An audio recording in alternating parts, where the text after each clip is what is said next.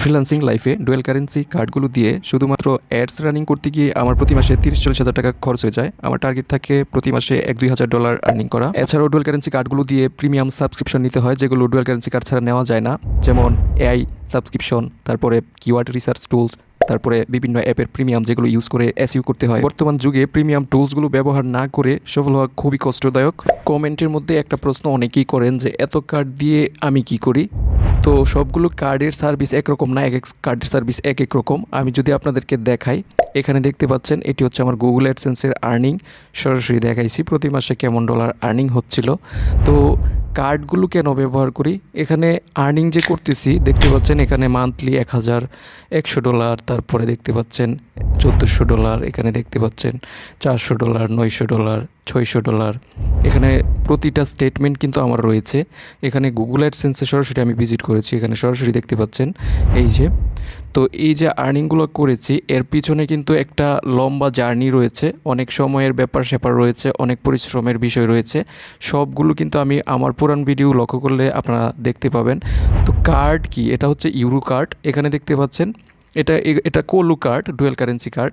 এখানে ইউএসডি কার্ডও দেয়, আবার তারা ইউরো কার্ডও দেয়। অনেকেই ইউরো পেমেন্টের জন্য কার্ড খুঁজেন, তো এখান থেকে কিন্তু 2টা কার্ড সার্ভিসই পাবেন।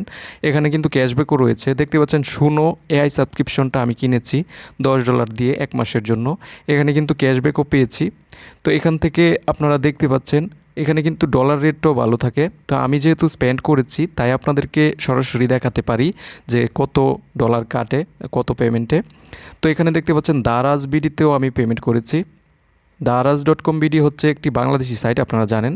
তো দারাজে আমি পেমেন্ট করেছি, এখানে দেখতে পাচ্ছেন $90 পেমেন্ট করেছি। 5.75 ইউএসডি ডলার কেটেছে, এটা হচ্ছে দারাজে পেমেন্ট করার ক্ষেত্রে। তো আমি যদি একটু হিসেব করে আপনাদেরকে দেখাই যে এই স্পেন্ডিংয়ে আমার খরচ হয়েছে কেমন। $121.05 রেট পাওয়া গিয়েছে বাংলাদেশে, ব্যাংকে কিন্তু এই ডলার রেটটাই থাকে বেশিরভাগ। তো এই ডলার রেটটাই কলুতে পাওয়া গেছে। কলু কার্ডটি নিতে কিন্তু আমাদের পাসপোর্ট লাগে। তো কোন কার্ডের স্পেন্ডিং খরচ দেখতে চান সেটা আপনারা ইচ্ছেগুলো কমেন্ট করতে পারেন। এখানে দেখতে পাচ্ছেন adsense.google.com-এ অ্যাডসেন্স, এটা হচ্ছে আমার নতুন একটি অ্যাডসেন্স ওয়েবসাইটের। আপনারা জানেন ওয়েবসাইট থেকেও কিন্তু অ্যাডসেন্স অ্যাপ্রুভে আর্নিং করা যায়। তো এখানে যদি সব তথ্য দেখেন, এখানে কিন্তু আমি আপনাদেরকে আমার ওয়েবসাইটের লিঙ্কটা আপনাদেরকে জানাইছিলাম এটা।